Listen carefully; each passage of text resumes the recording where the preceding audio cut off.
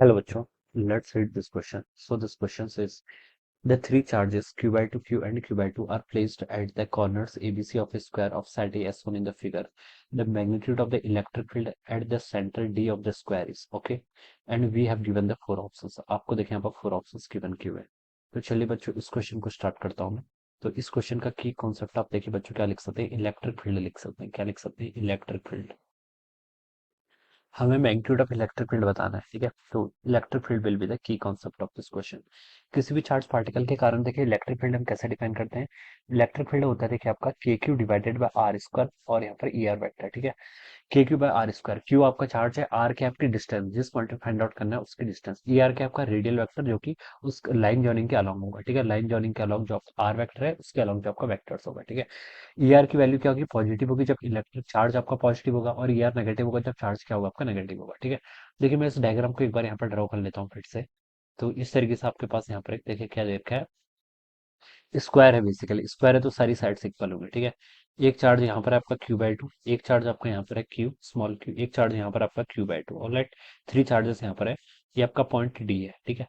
Magnitude of electric field at point D, D point पे electric field बताना है। देखिए इस चार्ज को चलिए मैं वन बोल देता हूँ, इस चार्ज को मैं टू बोल देता हूँ, इस चार्ज को मैं क्या बोल देता हूँ? थ्री बोल देता हूँ। तो फर्स्ट के कारण देखिए इलेक्ट्रिक फील्ड कितना होगा? फर्स्ट के कारण इलेक्ट्रिक फील्ड इस डायरेक्शन में आएगा। फर्स्ट के कारण इलेक्ट्रिक फील्ड आपका इस डायरेक्शन में आएगा। मैं इसको E1 बोल देता हूँ। इसका मैग्नीट्यूड देखिए कितना होगा? E1 को देखिए मैं लिख सकता हूँ, मैग्नीट्यूड की बात कर रहा हूँ मैं सर यहाँ पर, ठीक है। इसलिए मैंने वेक्टर साइन का यूज नहीं किया है। तो ये हो जाएगा आपका के ई इंटू क्यू। क्यू कितना? चार्ज इसका क्यू बाई टू के इक्वल है, डिवाइडेड बाय डिस्टेंस का स्क्वायर। स्क्वायर है, स्क्वायर की साइड कितनी है? एक इक्वल दे रखी है, सारी साइड्स इक्वल होंगी तो एक का स्क्वायर हो जाएगा, ठीक है।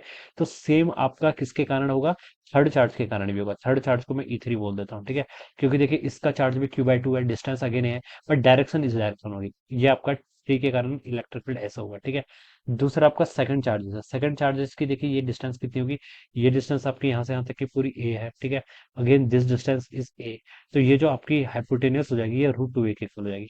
तो जो क्यू चार्ज है उसके डिस्टेंस इस पॉइंट जहां पर हमें मैग्नेटिक फील्ड फाइंड आउट करना है, sorry electric field D point पर, उसके डिस्टेंस रूट टू ए के इक्वल हो जाएगी, ठीक है। और मैग्नीट्यूड देखिए कितना होगा? ई टू की वैल्यू में लिख लेता हूँ। ई टू हो जाएगा आपका यहाँ से के ई टाइम्स चार्जेस, चार्जेस कितना आपका क्यू डिवाइडेड बाय डिस्टेंस का स्क्वायर, डिस्टेंस आपके रूट टू है, ठीक है। इसका आप क्या करेंगे? स्क्वायर करेंगे, ठीक है। ये आ जाएगा। तो इसको आप लिख सकते हैं के ई क्यू डिवाइडेड बाय कितना हो गया आपका? टू ए स्क्वायर के इक्वल आ गया, ऑलराइट।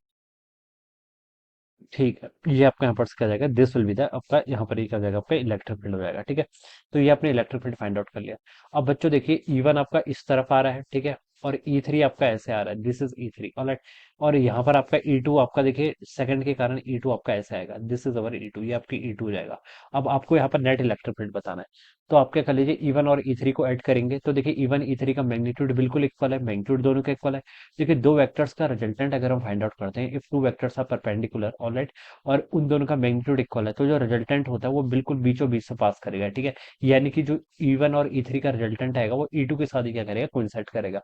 और इसकी वैल्यू कितनी होगी? देखिए इसकी वैल्यू हम लिख सकते हैं, देखिए दो वेक्टर्स हैं तो इसकी वैल्यू हो जाएगी आपकी, मैं वन और थ्री को कंबाइन कर रहा हूँ तो इसकी वैल्यू हो जाएगी आपकी रूट टू टाइम्स E1 लिख लीजिए, या फिर रूट टू टाइम्स E3 लिख लीजिए। दोनों का मैग्नीट्यूड अगेन इक्वल है तो कुछ भी लिख लीजिए, ठीक है। दोनों से आपकी बात एक ही है, ऑलराइट।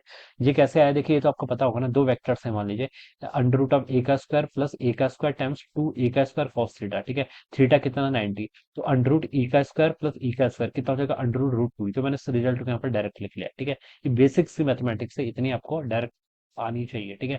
तो root two into E1, E1 देखिए आपका यहाँ पर कितना हो जाएगा? के टाइम्स आपका Q by two divided by कितना हो जाएगा? ए स्क्वायर हो जाएगा। सो दिस इज E13, ये आपका E13 आएगा। नेट इलेक्ट्रिक फील्ड हमसे क्वेश्चन में पूछा गया, तो देखिए नेट इलेक्ट्रिक फील्ड कितना होना चाहिए आपका? E13 प्लस आपका E2 के इक्वल होना चाहिए, ठीक है। अब मैं यहाँ पर वेक्टर साइन लगा ले रहा हूँ, ठीक है।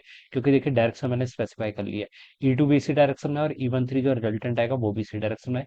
ये दोनों क्या होंगे? आपके ऐड होंगे। तो बच्चों आप यहाँ पर से आपको ई नेट पूछा गया था क्वेश्चन में, तो ई नेट पे देखिए कितना होगा?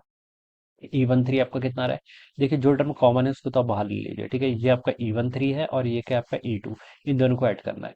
तो के E Q divided by A square, ये टर्म तो आपके बच्चों क्या है? पूरी कॉमन है, ठीक है। और यहाँ पर कितना बच गया आपका? Root two divided by two plus आपका E2 है, ठीक है। तो यहाँ पर आपका वन बाई टू वाली टर्म यहाँ पर ऐसे आ जाएगी, ऑलराइट। तो ये टर्म यहाँ से इतनी हो जाएगी। तो देखिए आप इसको आप सॉल्व कर लीजिए। के ई की वैल्यू होती है आपकी फोर पाई एप्सिलॉन नॉट, तो ये जाएगी four pi Q divided by four pi epsilon not a square, ठीक है।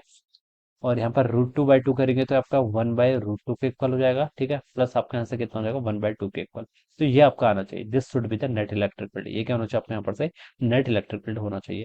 तो देखिए बच्चों, ये आपको ए ऑप्शन पे गिवन किया हुआ है, किस पे, ए ऑप्शन पे। So this should be the right answer of this question. So I hope you all understood this concept. All the best and thank you so much.